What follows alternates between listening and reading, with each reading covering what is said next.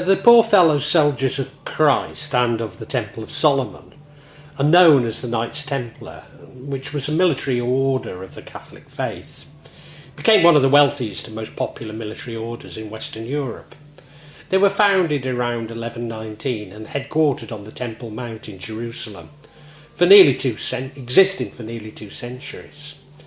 After the First Crusade, when the Franks captured Jerusalem from the Fatimid Caliphate in 1099, many Christians made pilgrimage to various sacred sites in the Holy Land. But bandits preyed on these Christian pilgrims as they attempted to make the journey from Jaffa to Jerusalem.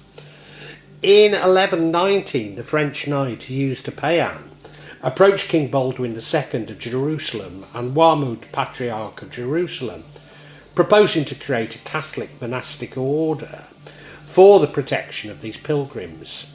King Baldwin and Patriarch Warmud agreed, and the king granted the Templars a headquarters as a part of the royal palace on the Temple Mount in the captured Al-Aqsa Mosque.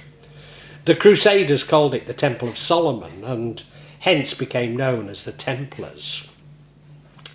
Then the order, with about 9 knights, included Geoffrey de Saint-Omer and André de Montbard, had few financial resources and relied on donations to survive.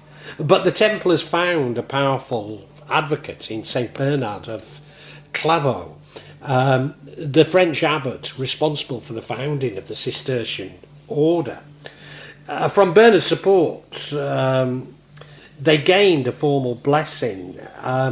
The Templars became the favoured charity throughout Christendom, receiving money, land, businesses, and noble-born sons,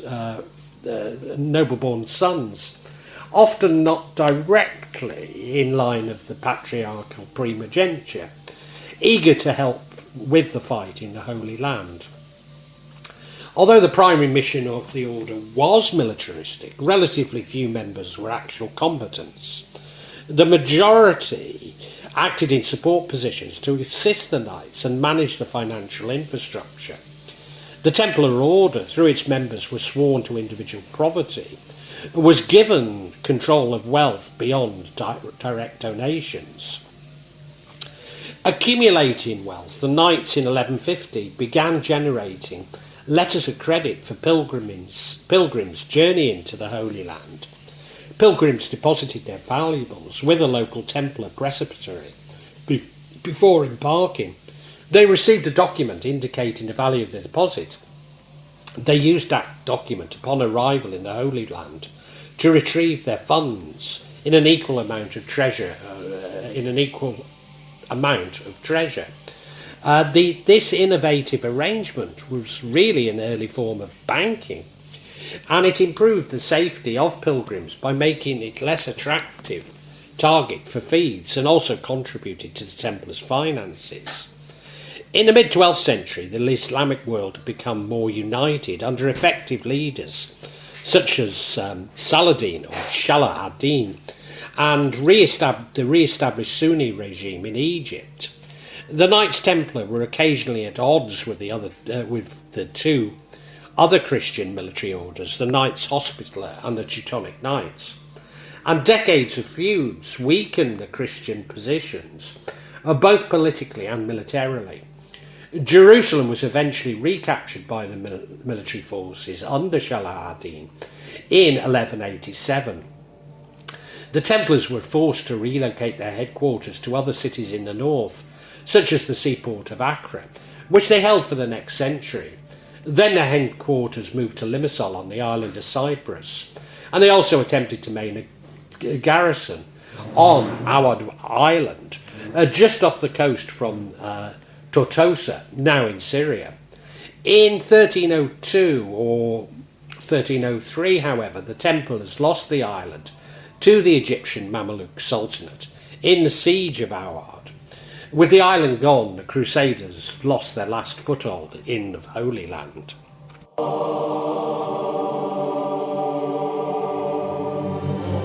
The Templars were organised as a monastic order similar to the Cistercian order. The organisational structure had a strong chain of command. each country with a major Templar presence: France, Poitou, Anjou, Jerusalem, England, Spain, Portugal, Italy, Tripoli, Antioch, Hungary and Croatia had a master of the order for the Templars. The Grand Master was appointed for life, who oversaw both the order's military efforts in the east and the financial holdings in the west. The history of the Knights Templar in England began when the French nobleman Hughes de Payens, founder of the Grand Master of the Order, visited the country in 1128 to raise men and money for the Crusades. King Henry II, 1154 to 1189, granted the Templars land across England, including some territory near Castle Banyard in the City of London, where they built a round church patterned after Knights Templar headquarters on the Temple Mount. In 1184, the Templars' headquarters was transferred to the nearby New Temple, or Temple Church, where once again they built a round church. This was patterned after the Church of the Holy Sepulchre in Jerusalem. It was consecrated in 1185 and became the location for initiation rituals. By 1185, the Order of the Knights Templar had extensive holdings in London, Hertfordshire, Essex, Kent, Warwickshire, Worcestershire, Shropshire, Oxfordshire, Cornwall, Lincolnshire and Yorkshire.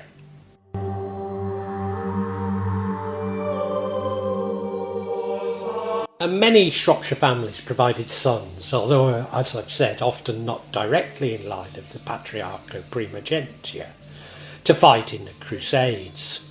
Those I can identify include, although there will have been many others, the Earls of Bradford's ancestors included many family members who fought as Knights Templar in the 13th century Crusades. In the local church St Andrew's there are wooden effigies to those crusaders. Robert and Guy Corbett were distinguished crusaders in the Holy Land. Robert accompanied his father to Tunis and was drowned there in 1270. Guy de Pickford, a crusader, was the lord of Pitchford Manor from 1272 and built the local church of St Michael, which contains an oak effigy of him. The Walcotts are believed to have been of Saxon origin. In the 11th century, a large tract of land was said to have been given to the Bishop of Hereford by the Walcott owners of estates in Lydley. A defensive castle was erected from which the present town of Bishop's Castle took its name. A William de Walcott joined the crusade of Richard the Lionheart, where 180 ships and 39 galleys sailed from England on April the 10th in 1191. After doing battle with the Saracens for several months, a truce was signed on September the 2nd, 1192, and the Crusaders set sail for home shortly thereafter.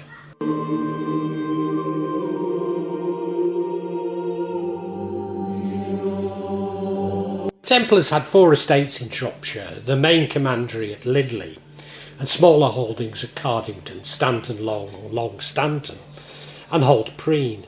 The estates employed bailiffs along with farm workers and a single household servant, either male or female, who made potage for the farm workers.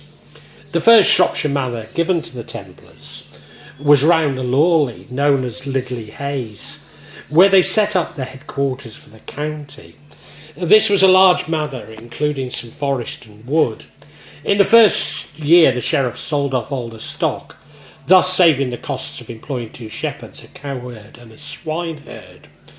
Although the Templars built a mill in the hamlet shortly before 1185 and seem to have had fish ponds, the preceptory building apparently stood on the site of Penkridge Hall, an isolated farmstead half a mile southeast of the hamlet, which in the 12th century was between the forest of Botwood and the open commons of the Lawley. Their initial endowments provided the Templars with a compact estate on the northern and southern slopes of the Lawley and Caercaradoc hills, which they were quick to realise its economic potential. And I might add, these were hills that on a summer's evening my father would take me walking on as a child. An outlying property at Hertfordshire, Richard's Castle, apparently belonged to the Templars in 1227, but had passed by 1255 to the Hospitallers of Dinmore. Lydley's remaining acquisitions after 1185 were in Corvedale. Most of them were held in demesne, an attempt to complement the upland economy of the home estate at Lydley, with land more suited to cereals. The earliest of these was Lawton Mill in Diddlebury, acquired in 1192, but their principal Corvedale property was some 6 miles up the valley at Stanton Long. 4 vergates were granted to Robert Walnisis circa 1225, and a tract of moorland was acquired circa 1255 from Thomas de Stanton, who conveyed the remainder of his estate here to the Templars. In 1266 they made an unsuccessful claim to the adversary of Stanton Long. Other great potential value was the adjoining manor of Castle Holgate with its barony. This was leased to the Templars of Lydley from circa 1263 until shortly before 1284. Like earlier and later lords of the manor, they seem to have held it in demesne. Templar corn from Castle Holgate was seized circa 1274 by Sir John Gifford of Corfham while it was being carried to Ludlow. The Templars were involved in several lawsuits which exercised with some vigour. Lydney's interest in Cornwall may explain the appearance of the Ludlow merchant Roger de Huyton as one of the tenants in a vowry in 1255. By 1314 the Templar estate at Lydley and most of that elsewhere in Cardington parish had come under the hands of Edmund, Earl of Arundel, who had some claim upon it as heir to one of their founders. His title was confirmed by the Hospitallers in 1324. Cardington Church with Holt Preen and Stanton Long passed to the Hospitallers of Dinmore. The existing site of the preceptory, called Penkeridge Hall, by 1770 was apparently built by its tenant Rowland Whitbrook in the 1590s.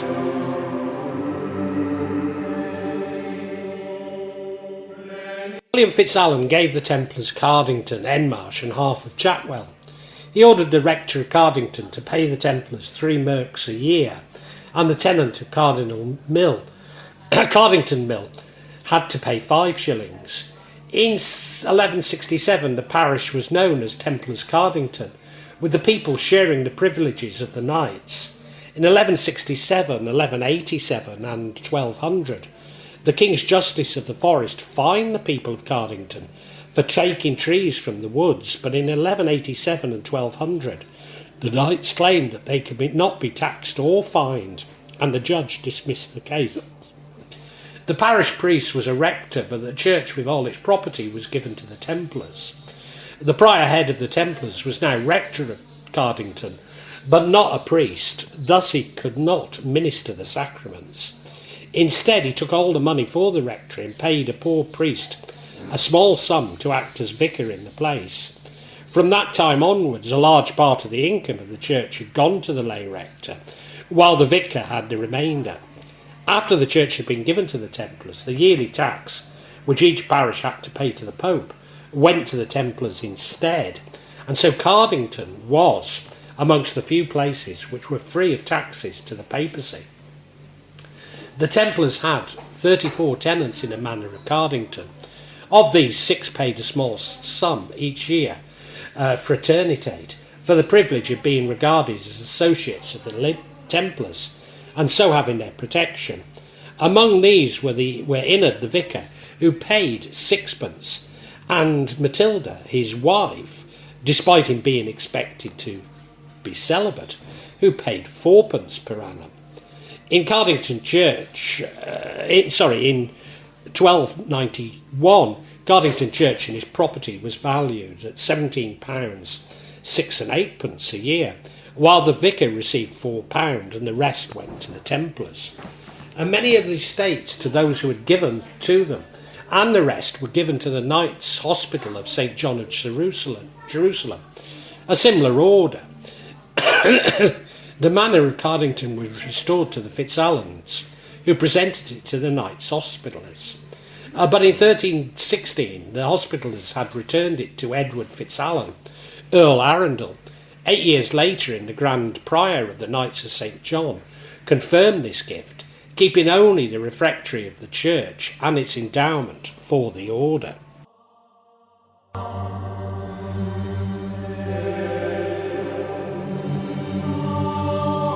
Longstaunton Manor received the normal rents from tenants and also received income from Bridgenorth, Kenley, and Cecilia de Lawton for a watermill. Employees included a carter, 4 ploughmen, a maid who made pottage for the farm workers, a servant who stayed on after the harvest, and a servant employed as a custodian of the manor or bailiff. Preen, a small manor, employees included 2 ploughmen, a boy who made pottage for the farm workers, and a servant who acted as custodian of the manor or bailiff.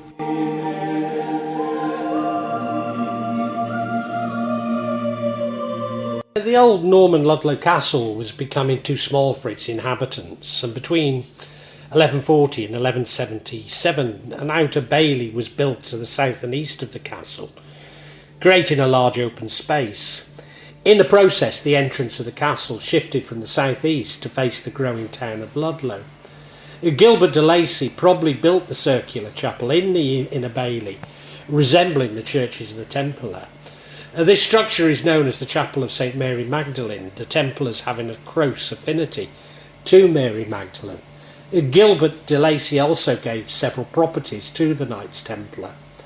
After 1158 he became a Templar and fought in the Crusades. He travelled through France to Jerusalem, where Lacy became the precentor of the Templars in the county of Tripoli. In 1163 de Lacy was one of the Crusader army commanders fighting against Nur al-Din. All Saints' Church is in the village of Claverley, can trace its origins back to the 7th century. The present church was founded by Roger de Montgomery, 1st Earl of Shrewsbury, who died in 1094. It contains a frieze of mounted knights which dominates the nave. It's part of an extensive mural screen from the first quarter of the 13th century, suggesting that Claverley was a royal chapel and linking it to the Knights Templar. A Knights Hospital preceptory at Halston was bequeathed by Roger de Powys. The preceptory would go on by the mid-14th century, to become by the mid-14th century the main administrative centre for the Hospitallers' estates in northern England and Wales.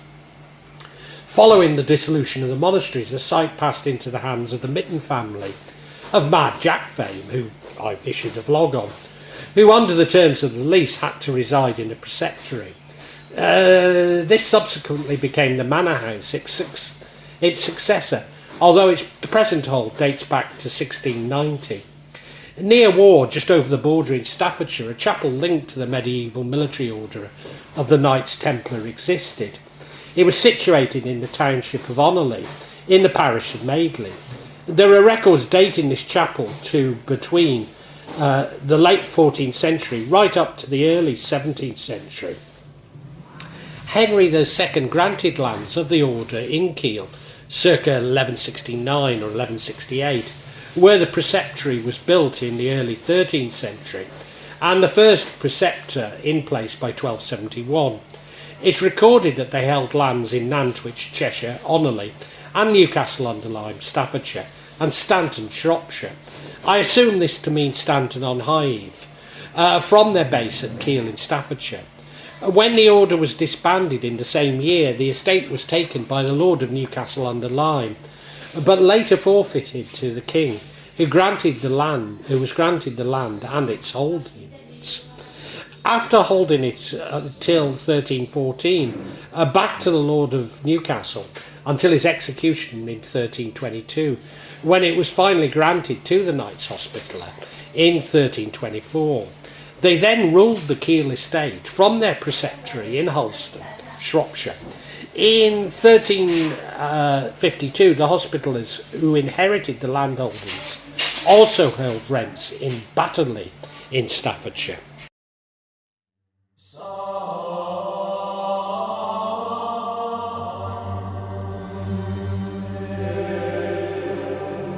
Knights Templar were dismantled in the rolls of the Catholic Church in 1309. Following the suppression of the order, a number of Knights Templar joined the newly established Order of Christ, which effectively reabsorbed the Knights Templar. When King Philip IV of France suppressed the order in 1307, King Edward II of England at first refused to believe the accusations. Indeed, the accusations were commercially and politically motivated and quite scurrilous, but form many of the myths repeated today about the Knights. Pope Clement V issued a papal bull which granted the lands of the Templars to the Knights Hospitaller, but this was ignored until 1324. After the intercession of Pope Clement V, King Edward ordered the seizure of members of the order in England on the 8th of January 1308. Templar lands and assets were given to the Order of the Hospital of St. John, a sister military organisation, though the English Crown held some of the assets until 1338. The largest proportion of the Templars joined the Hospitallers, while others remained members of a Cistercian order or lived on a pension as lay members of society. The loss of the Holy Lands as a base for war against the Muslims had removed the primary reason for the Templars' existence, and the dissolved order now faded into history, in England as well as the rest of Europe.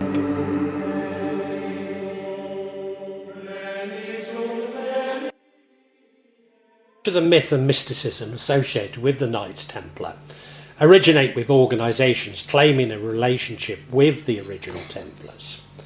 Although I don't wish to diminish the incredible contribution towards mysticism of both Christian and other religions made by St. Bernard of Clairvaux, some of the most important organisations claiming allegiance to the original Templars would include the Sovereign Military Order of the Temple of Jerusalem, a self-styled order which was publicly disclosed in 1804 and accredited as a non-governmental organisation, that is NGO, by the UN in 2001. Templari Cattolici d'Italia traces its roots back to the Italian Templars that separated from the French Templars. Freemasonry has incorporated the symbols and rituals of several medieval military orders in a number of Masonic bodies since the late 18th century. This can be seen in the Red Cross of Constantine, inspired by the military Constantine Order, the Order of Malta inspired by the Knights Hospitaller, and the Order of the Temple inspired by the Knights Templar. The Order of Malta and the Temple feature prominently in the American York Rite. The Canton Caves are a series of man-made underground chambers in the grounds of Canton Hall near Beckbury. They are widely purported to contain a Templar chapel. The original purpose and date of construction, however, are disputed, though most authoritative sources date them to the 19th century. Some signs of Templar imagery are probably associated with one of these more modern orders claiming a relationship to the Templars. Myths also link the Templars with the Holy Grail, which has been associated with Alderbury Abbey, Whittington Castle and Hawkstone Follies. On a personal note, I find these myths something of a distraction when the history of the knights in Shropshire is rich and certainly deserves further study.